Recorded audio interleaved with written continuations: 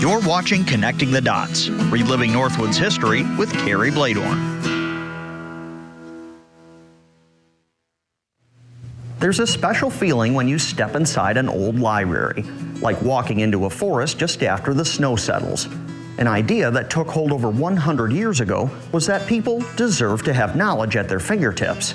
And that idea was strengthened by a remarkable philanthropic gesture that helped build libraries in small towns across the United States, including right here in northern Wisconsin. In the Northwoods of Wisconsin, the communities of Rhinelander, Merrill, Antigo, Medford, and Ladysmith all benefited from the Carnegie Library movement, each one a brick-and-mortar expression of the belief that knowledge should belong to everyone.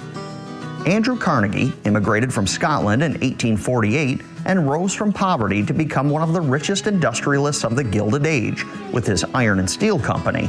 Late in life, he turned his energy toward giving his fortune away, guided by what he called the gospel of wealth, the belief that those with means were obligated to support the public good.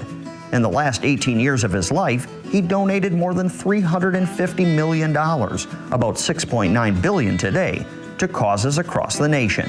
His favorite vehicle was the public library.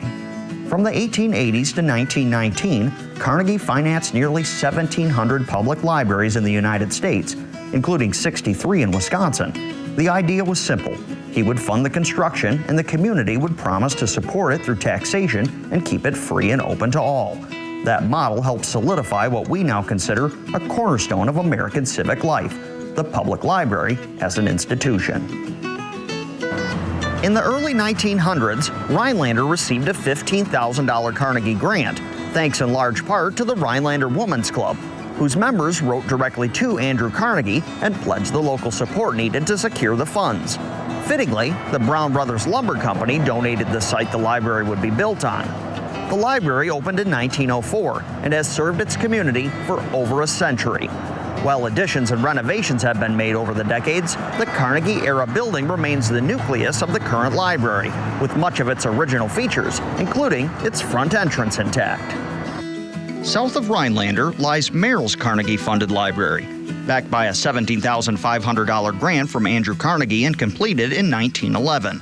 The project was born from an earlier gift by lumberman Thomas B. Scott, Merrill's first mayor, whose bequest laid the groundwork for public library service in the city.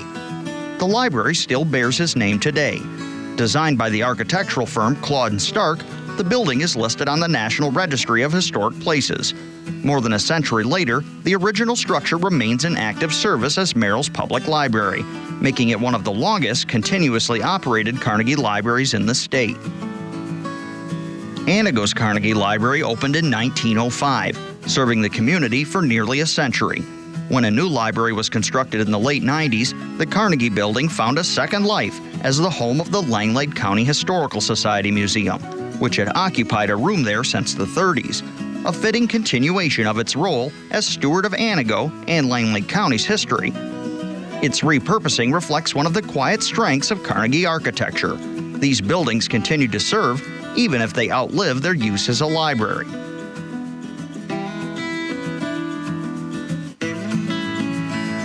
Medford's Carnegie Library was opened in 1917 after the community secured a grant from the Carnegie Corporation and hired architect Hans Theodor Liebert to design a quaint prairie school-style building that still stands at the southern end of Medford's Main Street.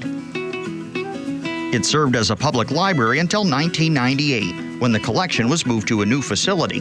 The old Carnegie, sturdy and full of character, found a second life. Today, the historic structure houses the Medford Chamber of Commerce, continuing its long tradition of anchoring community life in the heart of Taylor County.